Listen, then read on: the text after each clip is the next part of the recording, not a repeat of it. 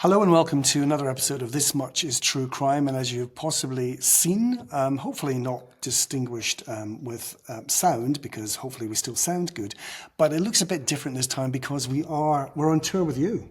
You are indeed, and tonight I'm performing at the Barony Theatre in Bowness, a little theatre that's trying to reinvigorate itself. It's been in existence for about 70 years, and I was delighted when they asked if I would come along and speak to an audience. I know it's completely empty at the minute, though. But it's an audience who love crime. Yes, and this is part of the tour that I've been doing called A History of Britain and 20 Murders, which, of course, is the stage presentation of my new book that was published a couple of weeks ago. And what is it? So the second half is Q&As. What's the most common question people ask about crime? What do they want to know from a professor of criminology? They usually want to know, I've been on tour now for about 10 days, which is why the voice is going slightly. But the usual question is they will ask about the worst serial killer I have encountered, or they'll ask what does a criminologist do on a live investigation. And of course, I have to be really careful about how I answer both those questions. Firstly, I never like giving serial killers any publicity. And if I was to name the worst serial killer I've ever met, the person who would enjoy that most is that serial killer. So I kind of try and deny them, that serial killer, that kind of pleasure that he would take from it. Well, are they still alive, though, this person you're thinking of? The person I'm thinking of is still alive. Oh.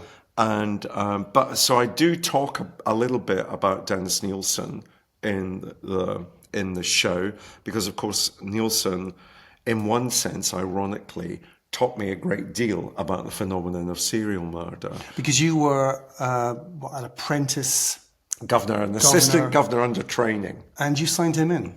I was the person that interviewed him when he moved from being on remand at HMP Brixton in South London. I was the new grunt governor, the assistant governor under training at Wormwood Scrubs. And my role, one of my jobs was basically speaking to all the new receptions. And it just so happened that Dennis Nielsen was one of those new receptions. And he started a conversation with me then, continued those conversations, and after I left the prison service would write voluminous notes to me about which he would send to the university that I was attached to in Birmingham about his views of the world. And of course, what he taught me was that you could never rely on anything a serial killer said. And that was actually quite an important lesson at the time, because so much of the FBI thinking about the phenomenon of serial murder was based on 36 interviews with convicted serial killers by Robert Ressler and John Douglas. I know John Douglas quite well. And I remember at the time saying, why do you think that's a good way to understand this phenomenon? Because I interview these serial killers not for an hour or two, but all the time. And I wouldn't trust a thing they said. So I do talk a little bit about serial murder in the stage show.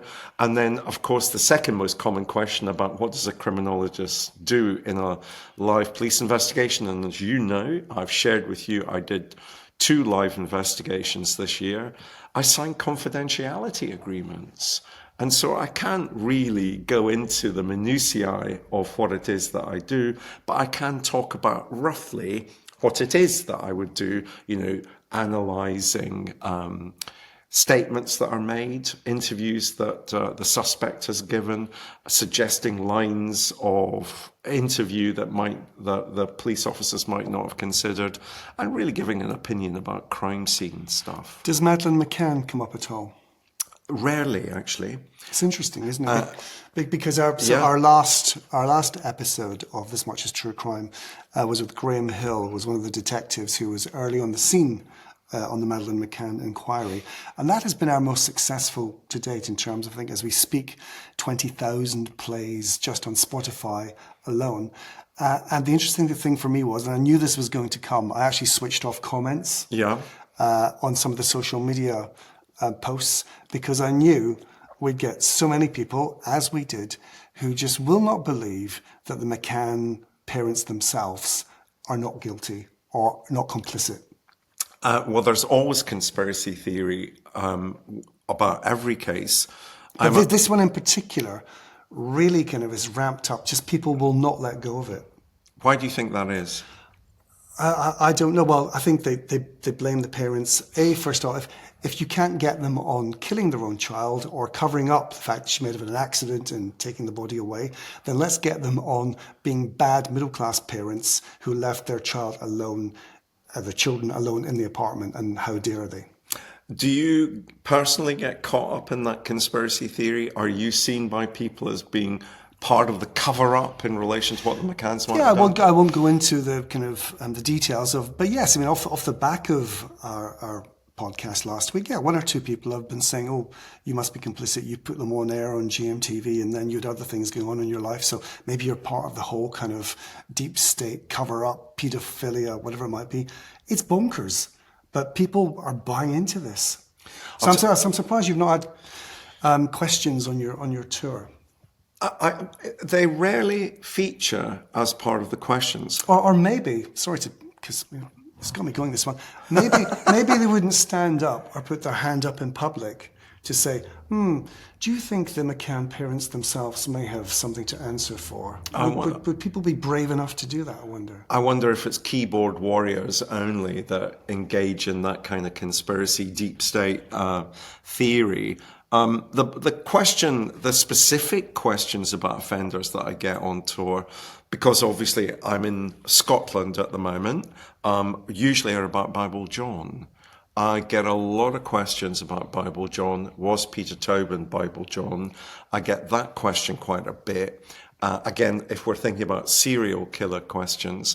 And just in the last few nights that I've done, I get quite a lot about Lucy Letby, because often there are medics in the audience and they want to know about the current state of what do people think about Lucy Letby, the Criminal Cases Review Commission, what do they think about Cheshire Police bringing further charges or trying to bring further charges against her. But no, and that's quite an interesting insight. I've tended not to get the McCanns at all come up on the tour.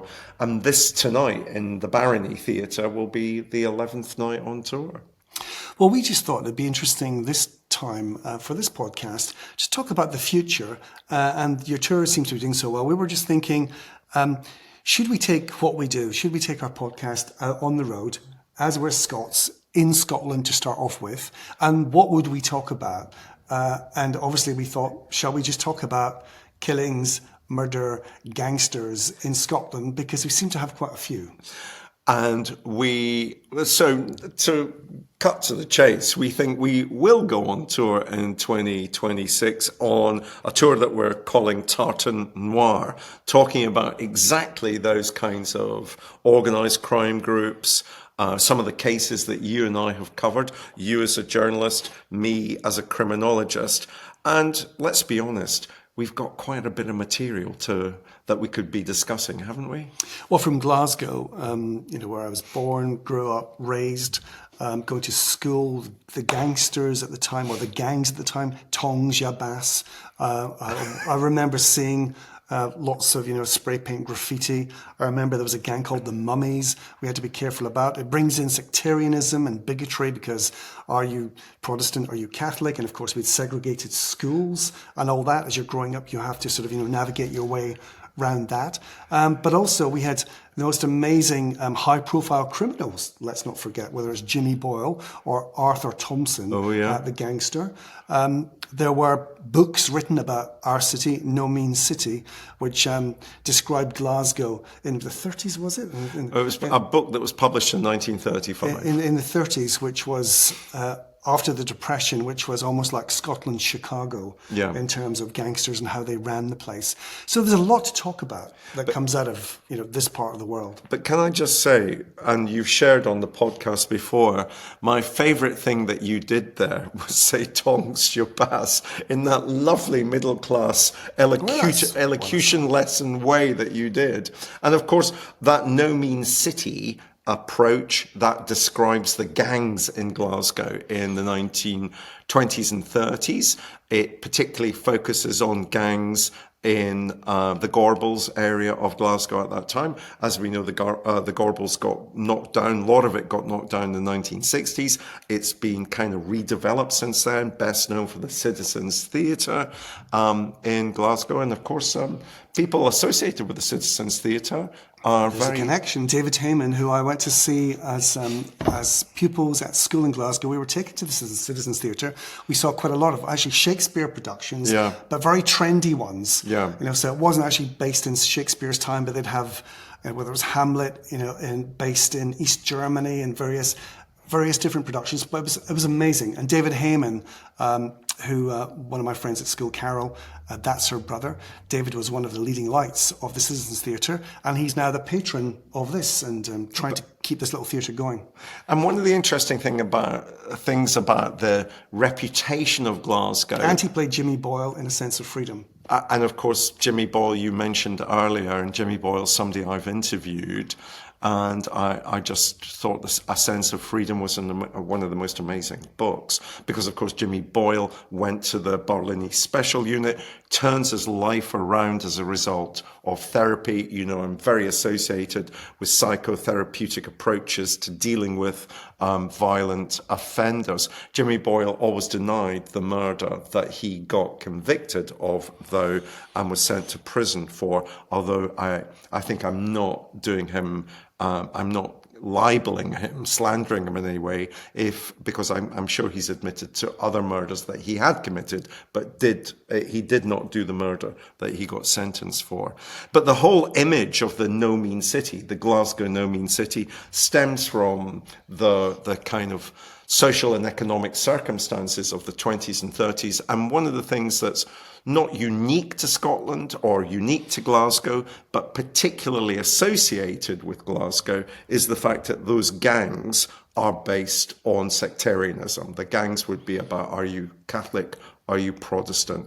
And growing up in Glasgow as you did, you know that you often had to navigate those kinds of questions. Are you a Billy, a Protestant, or are you a Dan? And the rhyme used to be, are you a Billy or a Dan or a wee tin can? And the trick was to work out who was asking you the question, wasn't it? Yeah, and even through sport at school as well, when you're playing, my school played rugby, if you played Catholic schools at rugby, there was an extra edge that some people saw, oh, you're playing the Catholics. It was, we grew up, it was like a microcosm of Belfast to a degree, but without the awful troubles. But even to this day, I think there's still an undercurrent of, Protestant Catholic, where, maybe it's the generation before us still harbour some issues with it, which is so sad. Well, I remember, my wife Anne is Catholic and I'm Protestant. Neither of us have faith in that sense. But I remember when we married, some of our respective families said, but remember, you'll be a mixed marriage. And we were like, oh, gosh, that seems really odd to us to even hear that phrase being applied. And I do think that has changed. And you raise something that's always intrigued me, because Glasgow in the west of Scotland so often had the same social and economic and sectarian issues that Belfast had, but we never had the Troubles in the way that Belfast and Northern Ireland had. And that's really to the Scots' credit, isn't it? Just on the various cases that we'll go through and hopefully talk about when we do this tour, which I hope we're going to do. I'm looking forward to it. April 2026. Bible John, which seems to be the bogeyman, basically.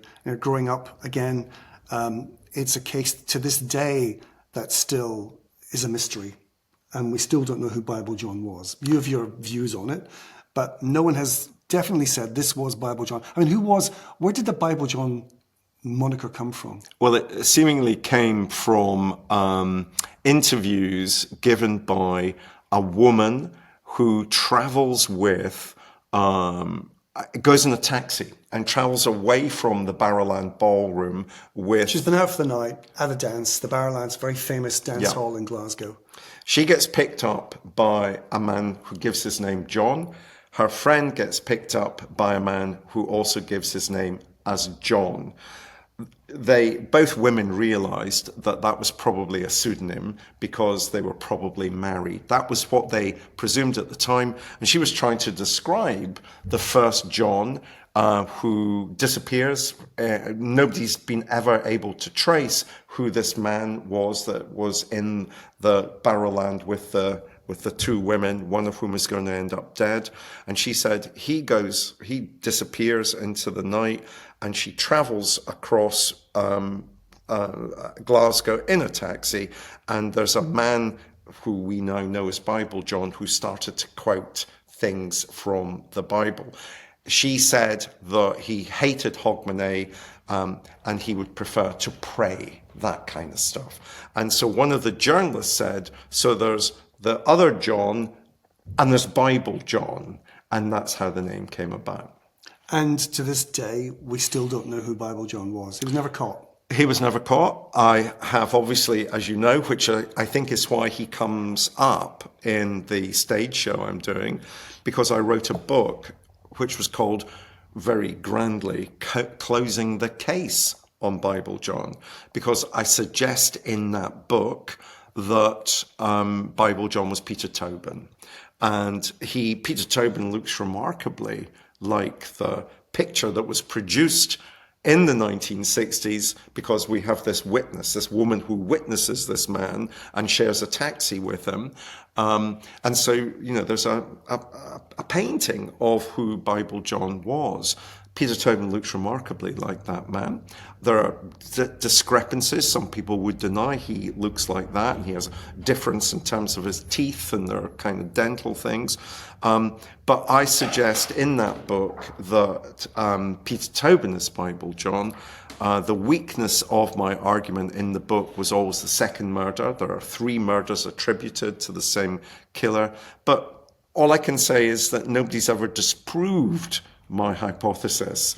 There's been a really good podcast about Bible John, but I think we're into the world of, if you close the case, people go, oh, hang on a minute. And it's like Jack the Ripper. Nobody's prepared to accept that Jack the Ripper is probably Aaron Kosminski. And I still to this day believe that Peter Tobin was Bible John, although he refused to speak to me when I tried to interview him. Now, you told me something interesting. Scottish serial killers have a particular MO in the sense that they tend not to kill here. Yeah, it's a bizarre thing. There are a huge number per capita of Scottish men who will be serial killers. They'll kill 3 or more victims in a period of greater than 30 days. But surprisingly, they tend not to kill in Scotland. They tend to kill in England in particular. And so think about... Why is that? Just what? They don't like the English? Or why? Well, I think it's because Scotland is a much more face-to-face society. Right. So if you are somebody who's repeatedly using lethal violence, somebody's going to know who you are relatively quickly. If you go to England, there are many more people. You can be anonymous for a longer period of time. So if you think of people like Ian Brady, we've been talking about the Gorbals, was brought up in the Gorbals. He moves to Manchester. If you think about Peter Tobin may have been or may not have been Bible John, but he kills not exclusively, but mostly when he's living in the southeast of England. If you think about Dennis Nielsen from Fraserburgh, he kills in London. And again, it's something about the... Robert Black, of course, did kill in one place in Leith in Scotland, but Robert Black was a very geographically transient serial killer, killed in Leeds, killed in northern England because he was a dispatch driver. So Scottish serial killers tend to have spent most of their killing cycle outside of Scotland. And I think that has to do with the fact that we're a much more... a society who knows, we're here in Bowness and Falkirk, And, you know, the 5 degrees of separation. In Scotland, it's 3 degrees of separation. Yeah. And I kent your father. Yeah, but coming in here and they said David Heyman is our patron helping us. I know David Heyman. Well, I met him once or twice, but I know his sister incredibly well. She was in my class at school, and we hung out a lot together. I think she went to Australia. She married a footballer, played for Hamilton Accies, and they went to Australia. She may well still be down there if you're around, Carol. Hello, I'd love to keep in touch with you and meet up with you again. But yeah, so that's just it. It's quite small, isn't it? We know. So that's why you're suggesting that they would go down south to do their killings because they'd get caught quicker up here. Yeah, and they're killing. They might indeed become serial killers if they stayed in Scotland, but their killing cycle would be much shorter. And if they want to continue their killing cycle, much easier to do in the larger urban areas that exist in England than in Scotland. Because again, just reading into what we hopefully will be talking about next year, is that the police get a hammering from a lot of critics. In terms of being corrupt and deliberately, not bringing people to book, whether it's gangsters or killers. Is there something in that, do you think? Are people being unfair? My big thing that I've been saying on tour is that I talk a lot in the book and in the stage show about the murder of Sarah Everard.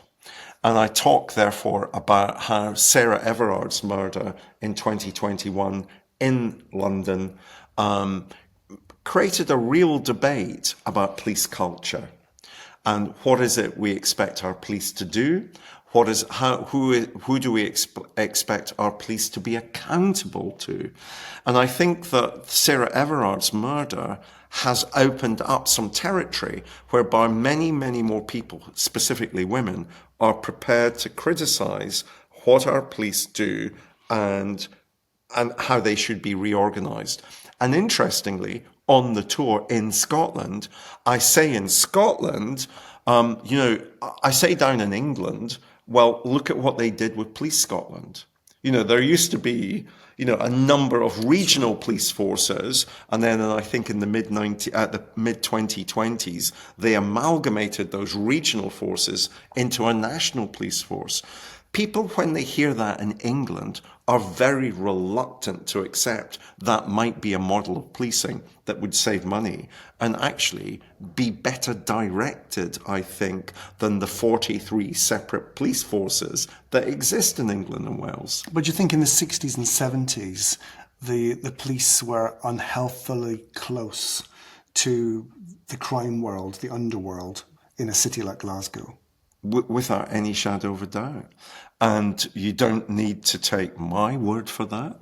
You can read a number of autobiographies of ex-police officers in Scotland who describe that. You can read a number, and many of those senior police officers would also then go and spend some parts of their career in the various police forces of England and Wales.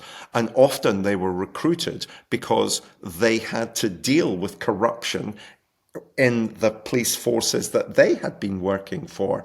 The other thing that comes across in my research about Scottish police forces is that there was a very close relationship, which I wonder, you were a journalist. There was a very close relationship between the police and newspapers, crime correspondents. And that was often unhealthy too, because, the police were being paid for information. Did you encounter that?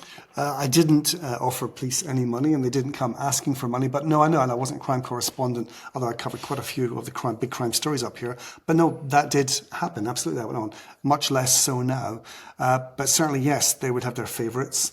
And why would they be favourites? Because probably there were backhanders going on, and that gave them the stories, which in some cases could really corrupt criminal cases and court cases by things coming out. And also when you talk about people like Arthur Thompson, one of the big gang bosses up here, gangsters up here, how was his empire allowed to grow, to survive for so long when you read into the violence that was going on and the kind of the money that was being made? How was he not pulled up?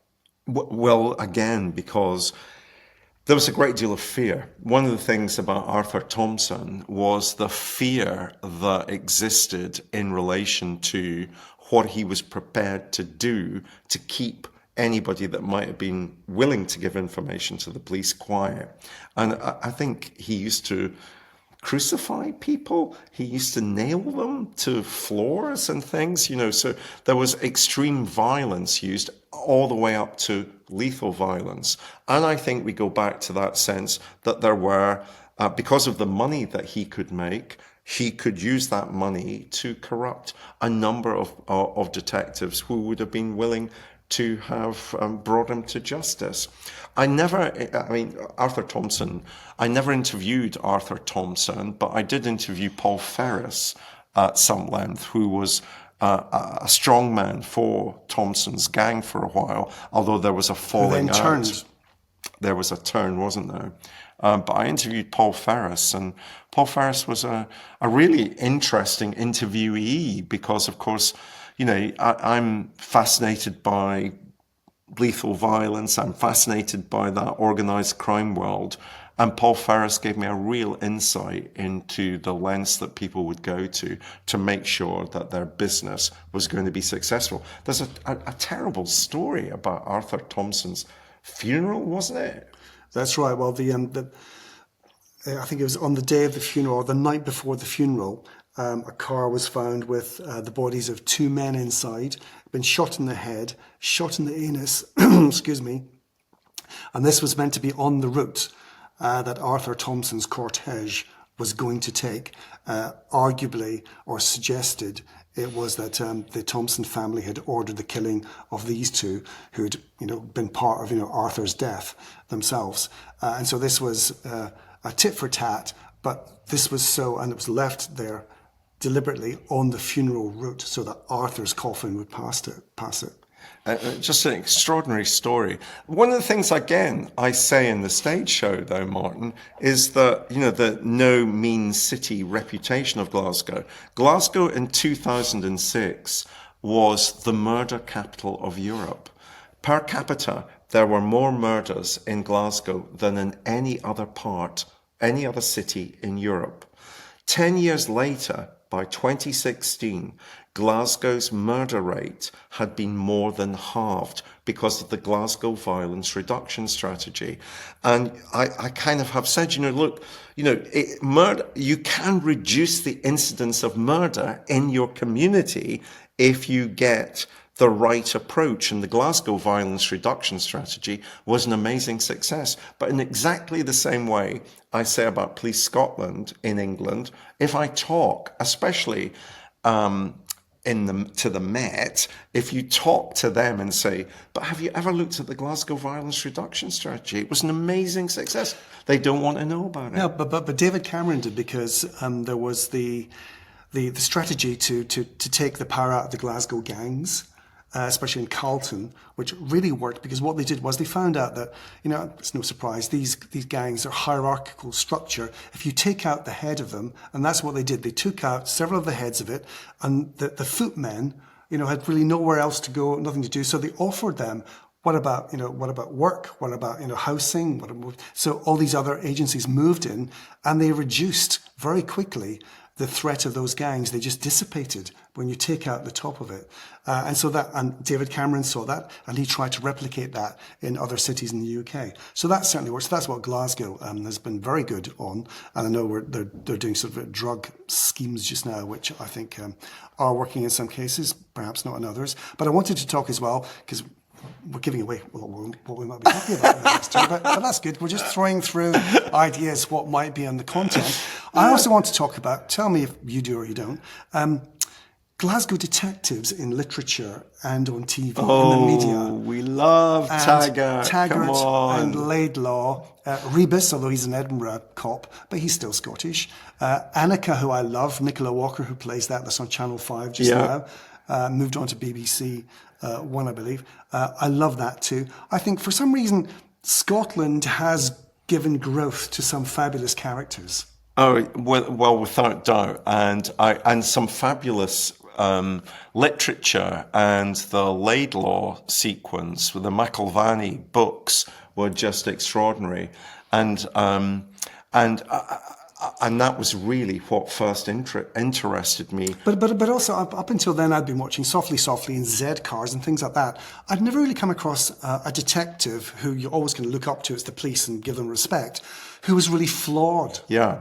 And that was really interesting. You don't expect these characters to be flawed. You expect them to just not be corrupt. I'm not saying he was corrupt, but you expect them to be the pillar of society because he's a detective and he catches the bad guys. Well, there's an authenticity. There was a real authenticity to the Laidlaw books, and then Taggart, that follows almost contemporaneously to the Laidlaw books, and the inauthenticity of things like Softly, Softly, to be perfectly honest. It was always kind of neatly, wrapped around. But it was on the telly. It was Dixon of Dock Green. It was awful, Dixon of Dock Green. Oh, evening, just a clip round the ear. We know everybody in the community. And Taggart, of course, deliberately worked on. Taggart was set in Mary Hill, and so West End of Glasgow. And Taggart was also that flawed detective, and so that's why I keep saying there's a kind of link to the William McIlvanney characters. But Taggart had that element to it of also the no mean city. And I think what Taggart did, was kind of reinvent the no means city for a brand new generation of TV watchers, actually. And it kept the Glasgow reputation as being hard and dangerous, and there being gangs and poverty and drugs and so forth. So there was a downside to those incredible dramas. Annika isn't like that at all. In fact, Annika is quite inauthentic, isn't it? I love it. I mean, I love Nicola Walker as an actress. I just like the fact they break the fourth wall and she talks to camera, talks to you. But also I find it I like the way it's been written. There's a real thread of humour running through that. And Glaswegian humour, I think, is one of the things that you and I both enjoy. Can I just tell you, I've given that fact about 2006, Glasgow was the murder capital of Europe. It was also voted that year as Britain's friendliest city. And I remember one comedian saying, as a consequence of that, he said, "Aye, we'll stab you, but give you directions to the hospital." And I thought, that's Glaswegian humour. Well, we love our city, we love our country. I think you might do too in terms of Tartan Noir. It's a very colourful country, it's a very colourful tale with some very colourful bad characters, admittedly.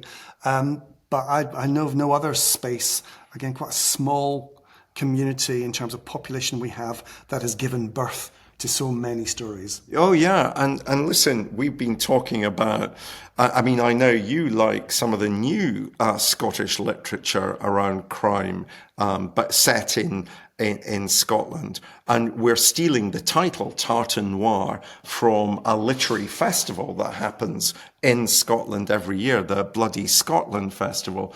But of course, that's about literature, whereas you and I are about the reality of crime. You as a journalist, me as a criminologist. Yeah, we'll do the Ice Cream Wars as well. That's another one that I covered when I was at Radio Clyde in Glasgow. But that's enough of us just now. That's enough for our teasing next year on tour, which I'm looking forward to, which will be great.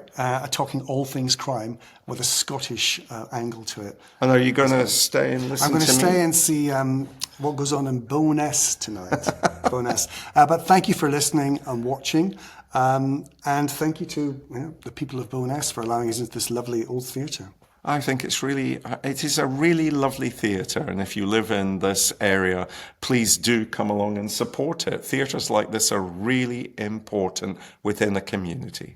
Until the next time, thank you. Bye.